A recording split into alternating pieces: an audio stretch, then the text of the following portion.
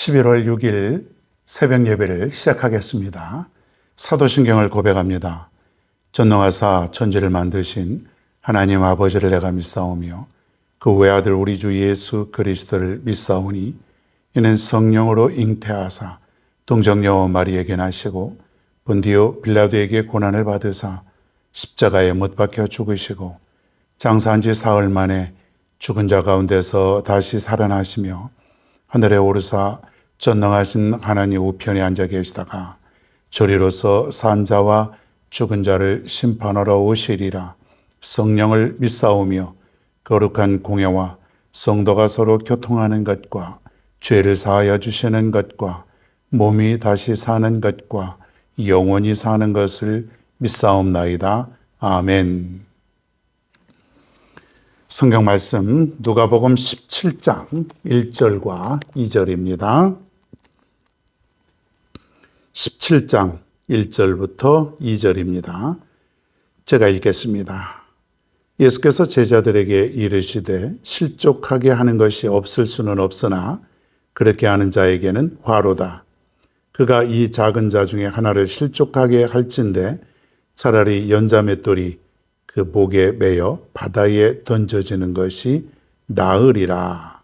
아멘.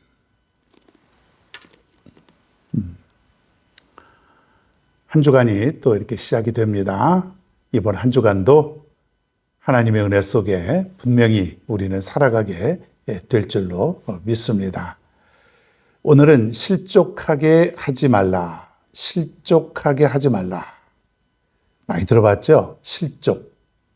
실족이란 말이 무엇인가? 어떻게 하는 것이 실족하게 하는 것인가?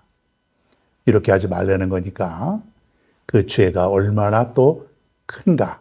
어떤 대가가 있는가? 한번 오늘 살펴보겠습니다. 살다가 보면은 많은 실수를 하게 되죠. 인생은 실수의 연속인 것 같아요. 그 누구도 완벽한 인생을 살아갈 수가 없습니다. 살다 보면은 말의 실수, 행동의 실수, 또 여러 가지 우리가 잘못된 계획으로 인한 그런 또 일시적인 실패, 뭐 이런 것들이 수시로 있지 않습니까? 어떻게 인생을 우리가 완벽하게 살아갈 수가 있습니까? 특별히 우리가 말의 실수가 참 많아요. 사람들과의 관계 속에서 말만 제대로 해도 우리가 실수를 많이 줄일 수가 있는데 대부분의 많은 사람들이 이 말의 실수를 가지고 살아갑니다. 있을 수 있어요.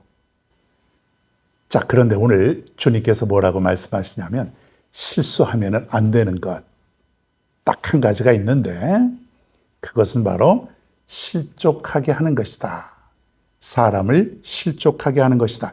이 실수는 도저히 용서받을 수 없는 그러한 실수다.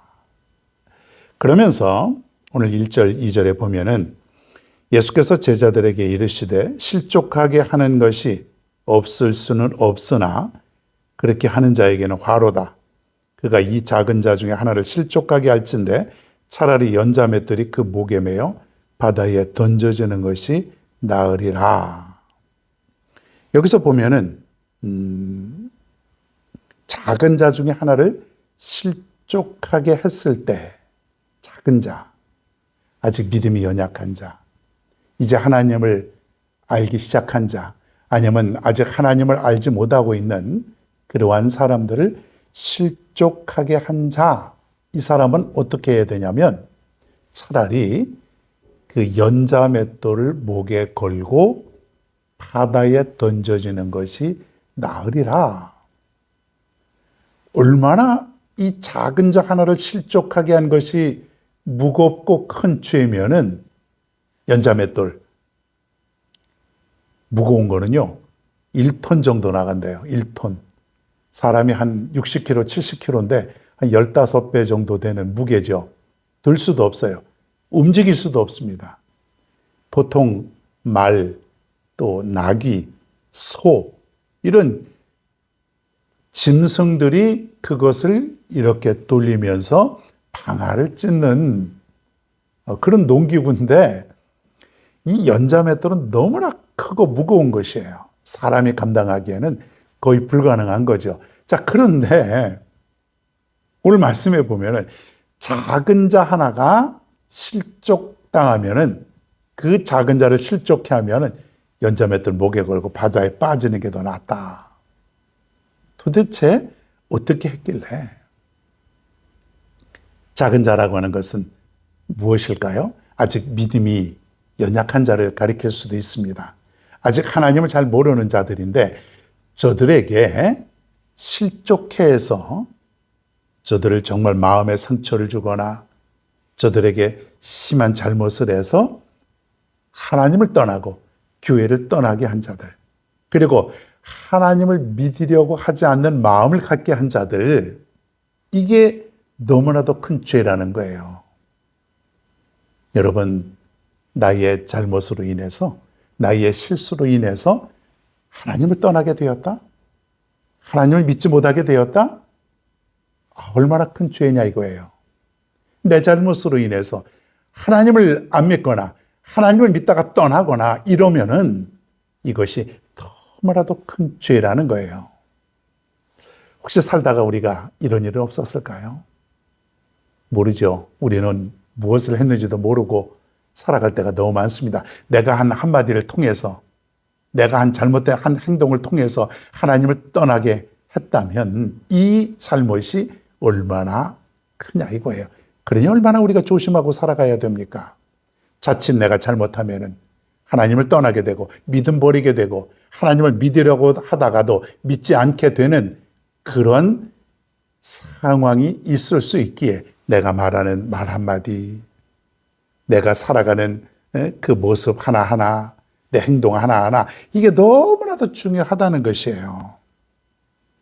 사랑하는 여러분, 우리가 조심하고 또 조심하고 살아갈 수 있기를 바랍니다. 특별히 믿음이 연약한 자들 앞에서는 더욱더 조심해야죠. 하나님을 모르는 사람들에게서는 더 그 앞에서는 조심하고 살아가야죠. 어떤 초신자가 교회에 나오게 되었습니다. 자, 그런데 조금 잘 다니다가 갑자기 교회를 안 나오게 된 거예요. 그 사람들이 궁금하지 않겠습니까? 잘 나오던 사람이, 교회 다니는 사람이 이제 안 나오니까 다들 궁금했어요.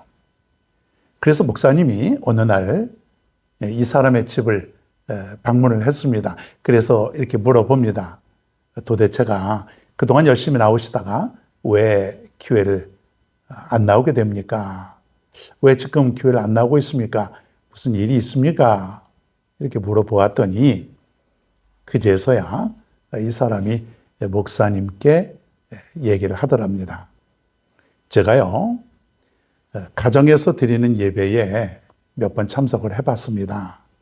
자, 그런데 예배를 잘 드리고 나서, 예배를 끝나고 나서 사람들이 하는 얘기를 보니까 흉보는 얘기, 부정적인 얘기, 아주 남을 업신여기는 얘기, 전부 다 이런 얘기를 하게 됐는데 내가 가만히 생각해 보니까 내가 이러고 교회 다니면 뭐하나?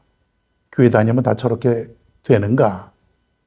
교회 다녀도 남 욕하고 업신여기고 무시하고 흉보고 비난하고 이런 얘기들을 한다면 굳이 교회에 다녀서 뭐 하는가? 그래서 지금 제가 교회를 안 다니고 있습니다. 그렇죠. 이 믿음이 연약한 자에게 있어서 가정에서 예배를 드리고 나서, 속회 예배를 드리고 나서 사람들이 이야기하는 모습은 분명히 큰 충격이었을 것이 분명합니다. 우리가 얼마나 말을 조심해야 될까요? 사람들을 흉보고 사람들을 비난하고 말을 전하고 하는 이런 모습들은요, 좋아할 사람이 아무도 없습니다. 처음에는요, 그래요, 뭐 동조하기도 하고 그 얘기 들으려고 귀를 막 가까이 하기도 하지만은 뒤돌아서서 볼 때에 얼마나 그것이 잘못된 모습인가? 실망하죠. 절망하게 되기도, 그리고 교회도 떠날 수도 있고, 기독교에 대해서, 교회에 대해서 부정적인 생각을 가져다 줄 수 있고, 그렇지 않습니까? 그래서 우리가 사람을 실족하게 한다는 것이 이렇게 무겁고 큰 실수가 된다는 것이에요. 다른 거는 용서받을 수 있고 이해될 수 있지만은 사람을 실족하게 하는 죄는 이렇게 무겁다는 것, 도저히 용서받기가 어렵다는 것을 여러분이 기억을 해야 됩니다. 여러분 주위에 있는 사람들, 회사에서도 있고 또 여러분 그 사는 곳에서도 있지 않겠습니까? 여러분이 기독교인이라는 것, 교회 다닌다는 것 다 알지 않겠습니까? 그러니 얼마나 주의하고 또 조심하고 또 조심해야 될까요? 여러분들을 통해서 실족하게 한다면, 그들이 상처를 받는다면, 그래서 하나님을 떠나게 된다면 이 얼마나 낭패일까요? 지금까지 여러분의 삶을 한번 점검해 볼 수 있길 바랍니다. 나는 사람을 실족하게 하는 사람인가?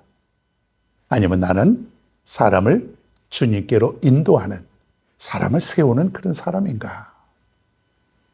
이제부터라도 우리는 사람을 세워가는 그런 사람이 되어야 될 줄로 믿습니다. 사람을 잃어버리는 것은요, 순식간이에요. 사람을 세우는 것은요, 굉장히 어렵지 않습니까? 그러니 얼마나 우리가 신중하고 또 신중한 삶을 살아야 됩니까? 여러분의 아름다운 삶을 통해서, 여러분의 아름다운 행동과 말을 통해서 사람들이 세워져 갈 수 있기를 바랍니다. 특별히 믿음이 연약한 자들 앞에서는 더욱더 우리가 조심하고 또 조심해야 된다는 것, 오늘 말씀 기억하시면서 오늘도 여러분 주위에 있는 많은 사람들이 여러분을 통해서 세워져 갈 수 있는 든든한 믿음의 사람이 되어갈 수 있기를 간절히 바랍니다. 이 세상을 살아가는 동안에 나의 힘을 의지할 수 없으니 기도하고 낙심하지 말 것은 주께서 참 소망이 되심이라. 하나님의 꿈이 나의 비전이 되고 예수님의 성품이 나의 인격이 되고 성령님의 권능이 나의 능력이 되길 원하고 바라고 기도합니다. 주의 길을 걸어가는 동안에 세상에 거두지 할 수